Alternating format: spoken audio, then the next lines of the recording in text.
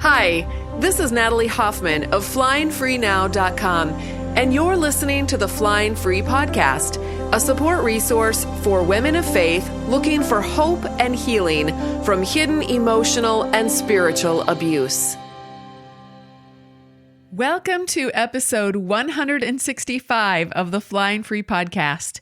Today I'm going to answer a listener question, but before I do that, I just want to say thank you so much to those of you who have left a rating and review on Apple iTunes or podcasts. I think it's called Apple Podcasts now.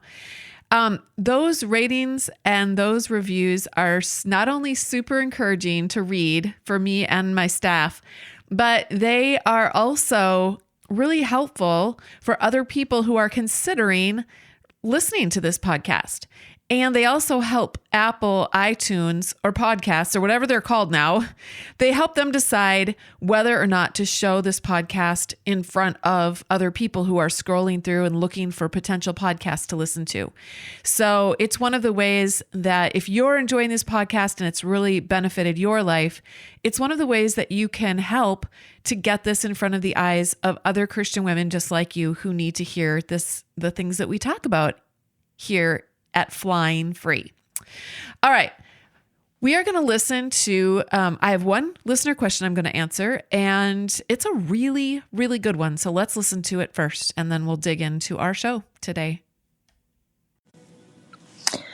I would like to listen to a podcast on how to know whether or not, how to know what's real, how to know what truth is. I've been married for 4 years to my husband, and he's been a covert abuser the whole time, and I'm just now being enlightened to this. And he tries and twists things back onto me and makes me feel crazy, and I don't really know what reality is and what's true and what's real, and I want to trust and believe and hope, and it's just right now I'm just kind of weary, and I just don't know what to believe, so it's just really hard to put my mind to give my mind clarity and to know what needs to happen, I guess. I love this question because I've heard some version of it several times a week for years, actually. And I'm really glad that this listener articulated it so well for this podcast episode, and I'm really glad to be able to address it here. First of all, if you are new to this podcast, you may want to go back and listen to episode 160 to learn about the model that I use for my coaching practice and in my programs, because I'm going to show you how we can use that model to gain insights into absolutely anything and everything we experience or think or feel or do in our lives. Here are some of the things survivors, including myself, believed or told ourselves about our relationship after our partner did things like maybe swore to us, criticized us, told us we were stupid or that something was wrong with us, blamed us for their behavior, told us everyone believed them and thought we were a bad wife, held us responsible for their emotions, held us responsible for the home and the kids, refused to give us access to money, and any other number of overt and or covert ways of relating. Those are just scratching the surface of what could have possibly gone on in your own relationship. Now, when they would do these things, our brain's programming would give us messages. We would have sentences in our heads about these things that were happening to us externally. Here are some things we might be thinking. This is all my fault. I should do better. I'm a bad wife. I wish I was dead. He has credibility and I don't. He is my head. I should be submissive. He knows better than I do about who I am. He has good reasons to be frustrated with me. I don't deserve love or respect. I'm a woman, so this is just my lot in life. I made my bed by marrying him, so now I need to lie in it for the rest of my life. There is no way out. My heart is deceitful above all else. Who can know it? It's certainly not me. I'm selfish for thinking about how much I would love to leave. I'm unfaithful for having thoughts of getting away. I'm a bad Christian. If my husband is disappointed in me, God must even more so be disappointed in me. So notice how the behavior of the husband is what it is, and it's destructive for sure. But what is actually creating all of the problems for us is what we as the survivor are making it all mean for us. Notice how instead of looking at his behavior objectively and accepting that this man is really quite an asshole, she's so caught up in his universe that she is doing what he is doing and making his behavior and choices and emotions all about her, all her responsibility. And when she does that, when she has this core belief in her physical brain, she feels a lot of emotions in her body. Emotions like shame, fear, anger, despair, confusion, defensiveness, dejection, hopeless, and so forth. When she feels these kinds of emotions and lives with this kind of feeling in her body every day, she is going to begin to behave in certain ways. Her emotions will drive her behaviors. Shame will drive her to shut down. Anger may drive her to yell and slam the bedroom door. Fear may drive her to play small and stay quiet. Despair may cause her to sleep a lot or overeat. Confusion might cause her to stay stuck. Hopelessness will keep her in a state of not loving or respecting herself. Do you see how this works? And when we shut down or yell or stay quiet or overeat or stay stuck, we prove to our brains what they already believe. There's something wrong with us. We are bad somehow. We don't deserve love or respect. We are stuck. I want you to notice that these results in our lives do not come about because our husband is a selfish jerk. Do you know how I know? Because I've watched literally hundreds of women with selfish jerks for husbands get totally different results in their lives once they take back control of what they can control, which is their own brain space, and they begin to believe new things, more truthful things. Their husbands, or ex-husbands, as the case may be, are still selfish jerks, abusers, if you will. But these women are no longer giving their abusive partner credibility. Instead, they are giving themselves credibility and choosing to believe differently about themselves and about God, quite frankly, than their husbands do. In other words, women who detach from their abusive partner's universe get to create their own healthy universe. I call the space between our ears our universe. It's where we live. We are either living in our own space, making conscious choices about what we believe and how we want to live, or we are living by default in the space that others are creating for us. And we're just playing the role that other people have determined for us. I recently read a book by Viktor Frankl called Man's Search for Meaning. He was a Holocaust survivor, but also a psychiatrist, and he was able to walk through his experience in the Nazi death camps and think differently about those experiences than many of his peers did.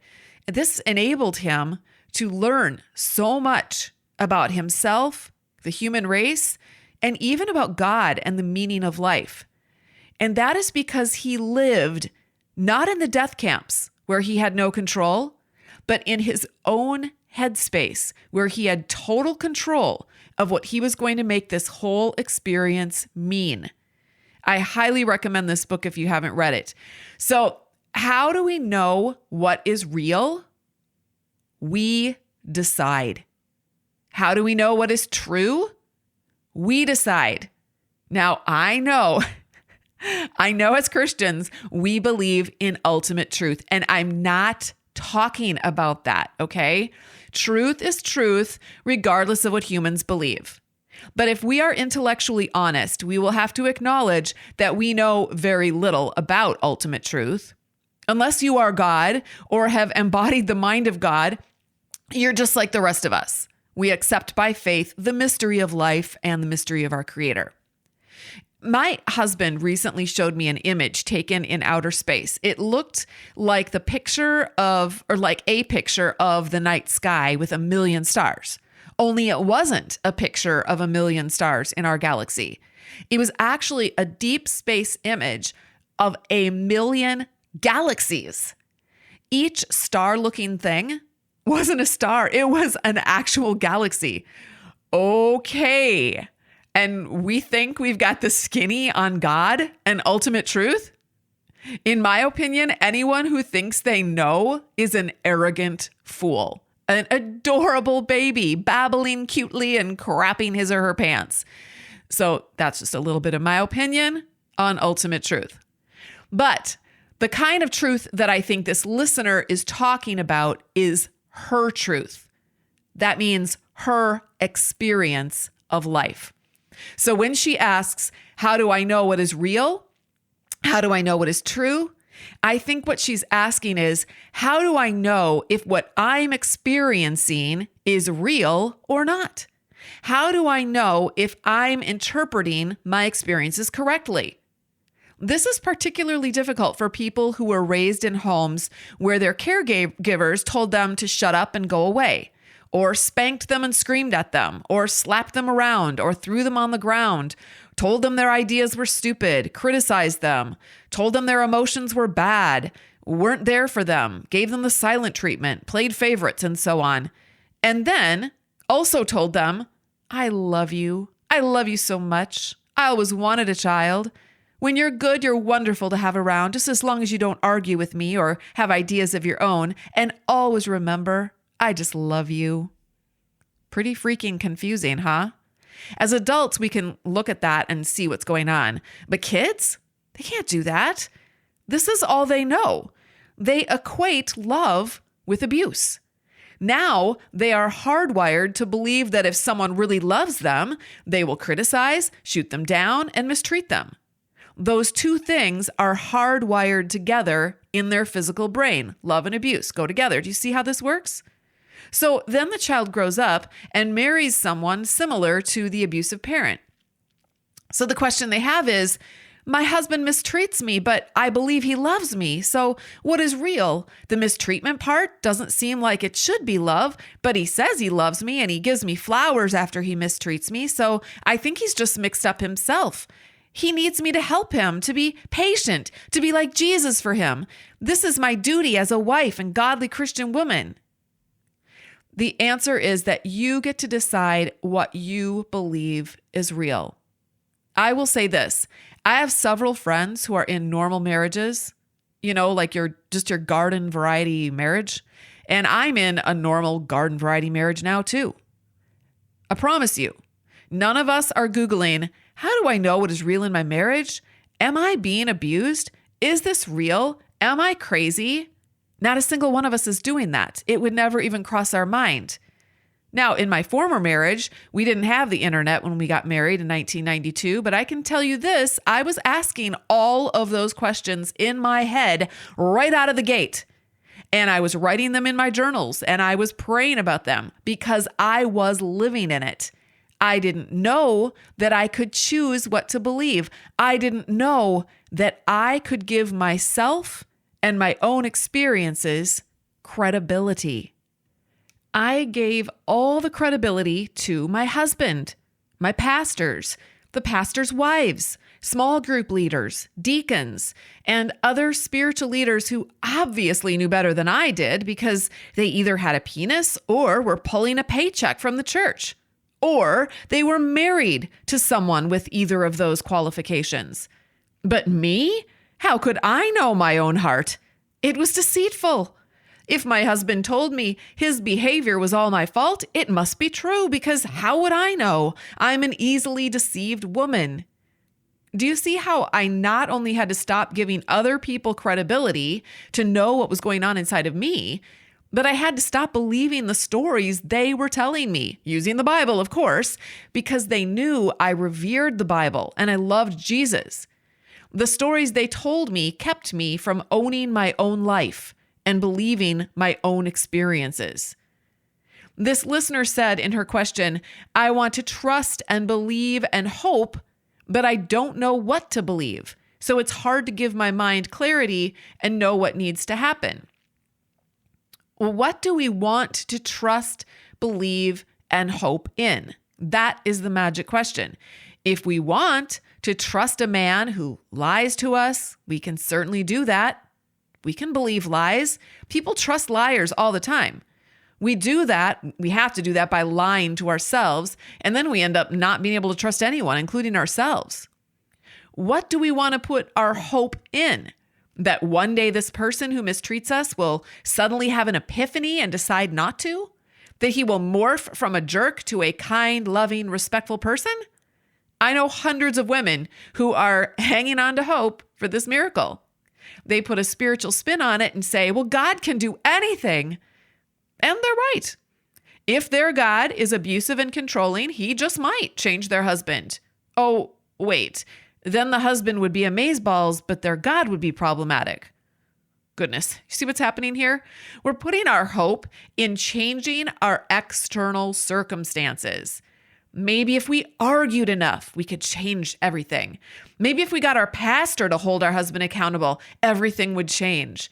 Maybe if we gave our husband more sex, it would all change. Maybe if we kept the house cleaner, it would all change. Maybe if we weren't so angry. So we try and try and try to change things we cannot change.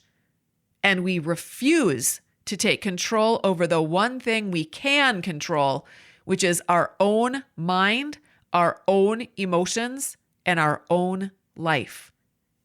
What if we could put our hope in our amazing God and the way he made our brain and body to work together to serve us well, if we would just accept his gift and steward it? The enemy does not want you to know what you can control. If you knew, you would change your life, and that would change the world. We can't have that. So let's make sure that you believe that your brain is broken and full of deceit and your body is wicked. Let's get you so riddled with shame that you shut down and are neutralized, changing nothing, not yourself and certainly not the world.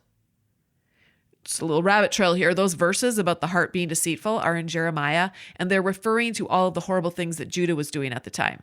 So if we take that verse to mean that we're all a bunch of liars, then why in the world are we even here? What hope is there? What is our meaning and purpose? We're all just a bunch of liars. We're a bunch of lying maggots crawling a senseless existence in the corpses of dead things. You guys, it's just so dumb to take a verse like that out of context to control women. Let's be on to this kind of ridiculousness that we should call it what it is. It's spiritual abuse. The reason our mind doesn't have clarity is because we haven't decided yet who to give credibility to. It's as simple as that. How do we decide? We just decide. Has your husband given you ample evidence that he's a trustworthy person, a man of integrity, wise, honoring, emotionally mature? If so, great. Decide to trust him. Now, if he hasn't given you evidence of those things, then ask yourself, do I want to choose to trust him or not? Do I want to trust a person who does not have those things? Maybe you don't. It might be, you might not know what to trust because you don't have anything better to trust. Maybe you don't give yourself any credibility either. And this, my friends, is where your work lies. As you heal and connect with your true self, the self that God created you to be, then you will learn to trust and honor and love her. And this will help you show up for your life from a place of emotional adulthood, stability, and wisdom. Then you end up changing your life and the world. Do you need help with this? This is the exact work we do in the Flying Free programs, Flying Free and Flying Higher. Flying Free is a program for Christian women who believe they are in emotionally abusive relationships. Now, you may be experiencing other kinds of abuse as well. All right. Most of the women in that program are living in covert abusive, emotionally abusive relationships, which are also spiritually abusive, because there's the Christian component there where they're using their husbands or their churches are using God and the Bible to basically gaslight them and keep them stuck. And that's the kind of work that we do in Flying Free. Now, you may be a victim of other kinds of abuse as well. Financial abuse is also pretty common in that group. You could be a victim of sexual abuse or physical abuse. Most of the people are in covert abusive relationships, and it's very difficult sometimes. And this is why I loved this question, because this person is obviously, that's the kind of relationship she's in. And the biggest question that women in that situation are asking themselves is it me? Which is why my book is called, Is It Me? Making Sense of Your Confusing Marriage. A Christian Woman's Guide to Hidden Emotional and Spiritual Abuse. That is my area of expertise, and that is the work that we do. It's concentrated, amazing work that we do, and it changes lives. I get emails every single day from people whose lives are changing because of what they're doing in that program. I keep it super low cost, okay? So that as many people can join as possible. If you're interested in joining, all you have to do is, or learning more about it, just go to joinflyingfree.com. There's an application process to get in. The other program that I have is for Christian women who are already divorced. Not to say that the people in the other program are on their way to getting divorced. Some of them are, but some of them aren't. They just want to stay in their relationship. They just want to get stronger in their own brain and their own thinking, but they want to stay, which is totally fine. But the Flying Higher group is for women who are divorced. You have to be divorced to be in that group. And we just take the work that we do in Flying Free and we do it in it's sort of a different way. We focus more on rebuilding our lives in 7 key areas. Trying to think off the top of my head what they all are. Our relationships with other people, our relationship with God, our finances, our physical space, like our home and our office, our car, our career, or the meaning and purpose of our life, what we're doing with our lives.